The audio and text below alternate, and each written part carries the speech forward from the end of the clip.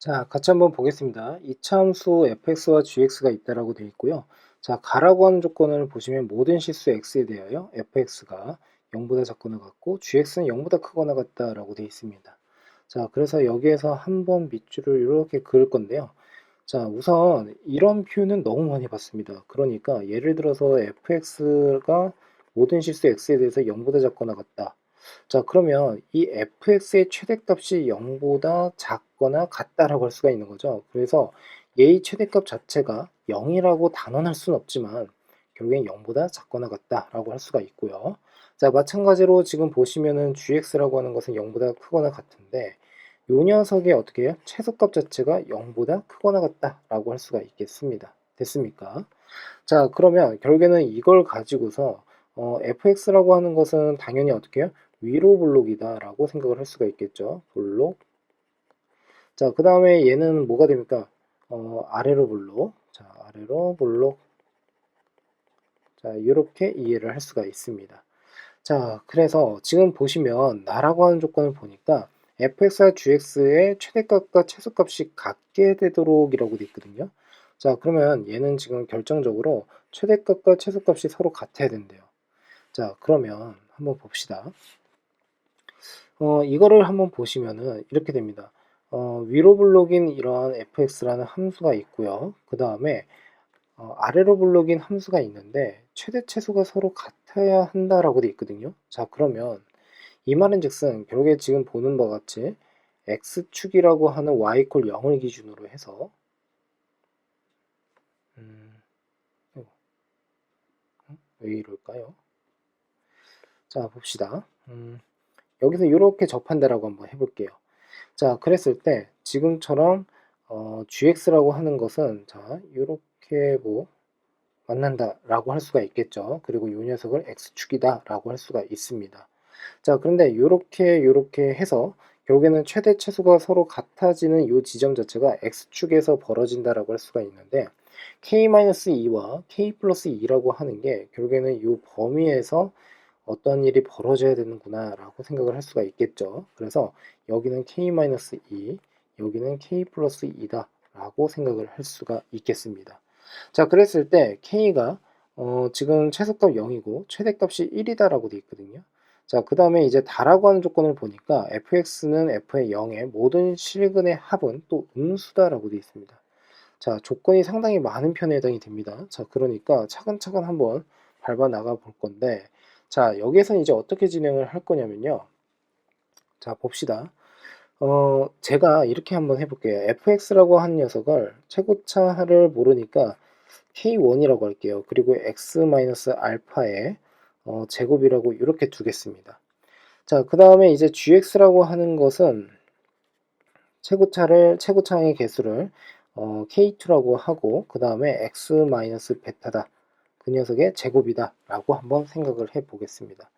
자, 그러니까 결국에는 여기 밑에 있는 그래프는 fx에 해당이 되고 여기 위에 있는 그래프는 gx에 해당이 되는 건데, 자, 지금처럼 이렇게 가정을 해서 한번 살펴보면요, 이렇게 되겠죠. 우선 첫 번째 케이스 분류를 한번 해볼 겁니다. 자, 이렇게 보시면요,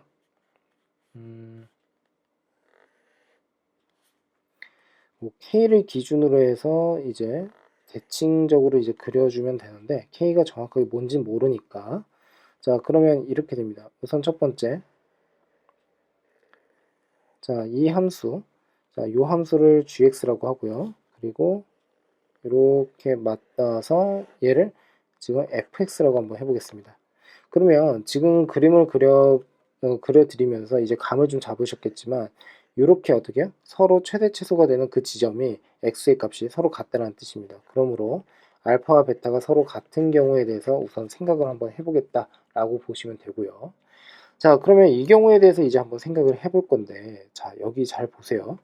그러면 알파를 기준으로 해서 한번 생각을 한번 해볼게요. 그러면 알파를 기준으로 해서 알파라고 하는 것은 우선은 k-2보다 크거나 같겠죠. 그리고 얘는 k+2보다는 작거나 같을 겁니다. 됐습니까? 얘를 만족시켜야 된다는 소리인데, 지금 보시면 이때 k에 대해서 다시 한번 정리를 해보면 k의 최대값이라고 하는 것은 결국엔 어떻게 쓸 수가 있죠? 알파 플러스 2다라고 이렇게 쓸 수가 있고요. 자, 그 다음에 k의 최소값이라고 하는 것은 알파 마이너스 2다 라고 쓸 수가 있습니다. 자, 이해가 잘 되셨습니까? 자, 그러면 최대 최소를 이제 나눌 때 요 녀석이 0이고 요 녀석이 1이다 라고 생각을 하면 되지 않겠습니까? 자, 그러므로 알파라고 하는 녀석은 지금 마이너스 1에 해당이 된다라고 할 수가 있고, 여기서 알파가 2가 나옵니다. 근데 서로 다른 값이 나와버리니까 결국에는 모순이 발생을 한다라고 볼 수가 있겠죠. 자, 그러므로 결국에는 어떻게 돼요? 첫 번째 케이스에서는 이런 일이 벌어질 수가 없다. 그러니까 지금 나 조건을 정확하게 만족시킬 수가 없겠구나라고 생각을 해주시면 됩니다. 자, 그런데 참고 삼아서 이제 말씀을 한번 드려보면은 이렇습니다. 자, 예를 들어서 지금 정중앙에서 만나는 것처럼 보이지만 이게 계속 왔다 갔다 한다라고 보시면 되고요. 그리고 k-2와 k 플러스 2는 그냥 고정된 상태로 그냥 생각을 해주셔도 됩니다. 이런 식으로요. 자, 그러니까 결국에는 지금 보는 바와 같이 알파 값에 따라서 그때의 k 값의 최대 최소가 또 나눠질 수 있겠구나 라고 생각을 해주셔도 되겠죠. 자, 그 다음으로 한번 가보겠습니다. 두 번째 케이스입니다. 자, 두 번째 케이스에서는 이제 어떻게 진행을 할 거냐면요. 지금 보는 바와 같이 또 마찬가지로 그래프를 한번 그려볼 건데, 자, 우선은 여기 k-2라고 할 거고요. 그 다음에 여기 k 플러스 2라고 한번 해보겠습니다. 자, 여기까지 납득되셨습니까?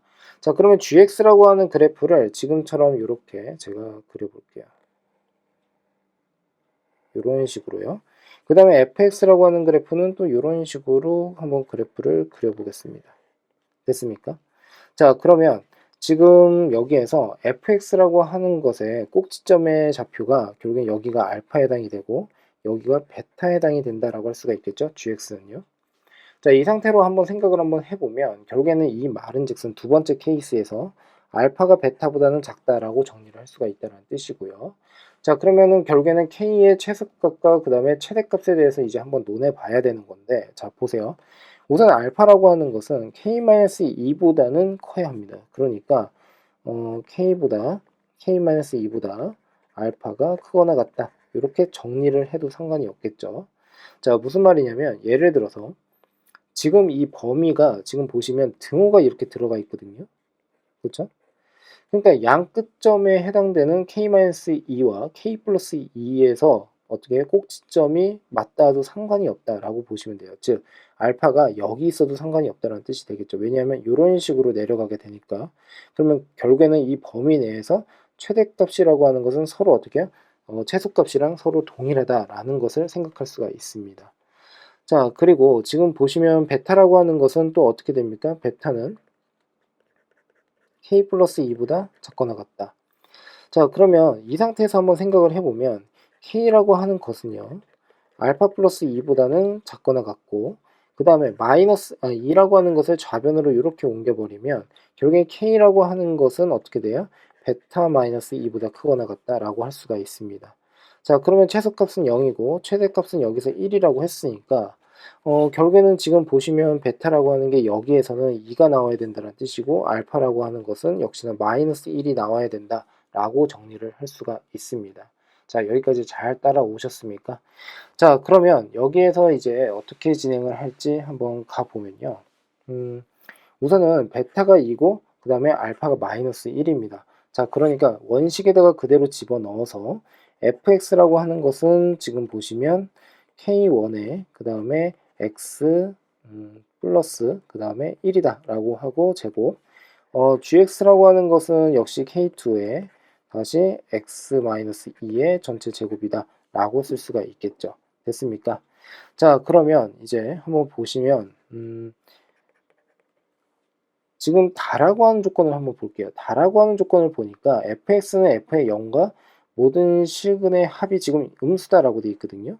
자, 그러니까 여기다가 0을 집어넣었을 때는 뭐가 됩니까? k1에 해당이 되는 거죠. 자, 그래서 k1의 x 플러스 1의 전체 제곱이 결국에 k1에 해당이 된다라고 할 수가 있고 k1은 서로 없어지게 되니까 결국에는 x 플러스 1의 제곱이라고 하는 것은 1에 해당이 되더라 라고 생각을 해주시면 됩니다. 됐습니까? 자, 그러면 여기에서 결국에는 어떻게 되죠? x 플러스 1이라고 하는 것은 플러스 마이너스 그 다음에 1이다 라고 할 수가 있고, x라고 하는 녀석은 0 또는 그리고 어떻게 돼요? 마이너스 2가 나오더라 라고 보시면 되겠죠. 그러면 결국에는 어떻게 해요? 두 녀석의 합이 마이너스 2에 해당이 되니까 음수 조건을 무조건 만족시킬 수밖에 없다는 소리고, 지금 두 번째 케이스 같은 경우에는 하고 있는 지금 과정 속에서 가나다라고 하는 조건을 모두 만족시키는 케이스입니다. 그러므로 다음 스텝, f에다가 1을 집어넣었을 때는 마이너스 2라고 했고, g에다가는 1을 집어넣었을 때 2다라고 이렇게 하고 있어요. 그래서 그대로 집어넣어서 정리를 한번 해봅시다. f에다가 1을 집어넣게 되면요, 결국에는 k1에 그 다음에 뭐가 되죠? 4가 되는 거죠. 얘가 마이너스 2입니다. 자, 그러면 k1이라고 하는 것은 마이너스 2분의 1이 나온다라고 할 수가 있고, 그 다음에 g에다가도 마찬가지로 1의 값을 집어넣을 건데, 그러면 이때는 어떻게 돼요? k2가 이렇게 온다라고 할 수가 있고, 얘의 값 자체가 결국엔 2다라고 정리를 할 수가 있습니다. 자, 그래서 이렇게 해서 이제 정리를 했는데, 결국에는 지금 k1이라고 하는 게 마이너스 2분의 1, 그 다음에 k2라고 하는 것은 2. 자, 그래서 어떻게 돼요? 3 집어넣고 그 다음에 11을 집어넣으라고 했죠. 그러면 여기다가 3을 집어넣으면 4, 4, 16이니까 마이너스 8. 자, 그 다음에 11을 여기다가 집어넣으라고 했습니다. 11을 집어넣으면 어떻게 됩니까? 얘는 99, 81에다가 플러스 곱하기 2가 되는 거죠. 그러니까 162가 되고요. 여기서 빼기 8을 하면 된다라고 보시면 되겠습니다. 자, 그러므로 결국에는 어떻게 돼요? 154가 결국에는 나온다라고 보면 되겠죠. 자, 두 번째 케이스에서 이미 명확한 답이 나왔고, 얘가 뭐 여러 가지 답을 가지고 있는 것은 아니기 때문에 154다라고 했을 때는 여기에서 이제 멈춰 주시고, 그 다음에 다른 문제 못 푼 문제에 대해서 이제 검토를 해주시면 될 것 같고요. 자, 그 다음에 이제 세 번째 케이스도 우리가 같이 한번 진행을 한번 해볼게요. 자, 세 번째 케이스 같은 경우에는, 자, 요렇게 그냥 대충 한번 그려볼게요. 자, 이번에는 지금 여기에서 이렇게 되어 있는 거고, 그 다음에 이렇게 된다라고 보겠습니다. 자, 그러면 결국엔 요 녀석 베타에 해당이 되고 요 녀석이 알파에 해당이 된다라고 할 수가 있겠죠. 자, 그리고 여기 k-2고요. 여기 k 플러스 2입니다. 그렇다면 k의 입장에서 봤을 때 결국엔 최소는 뭐라고 하면 됩니까?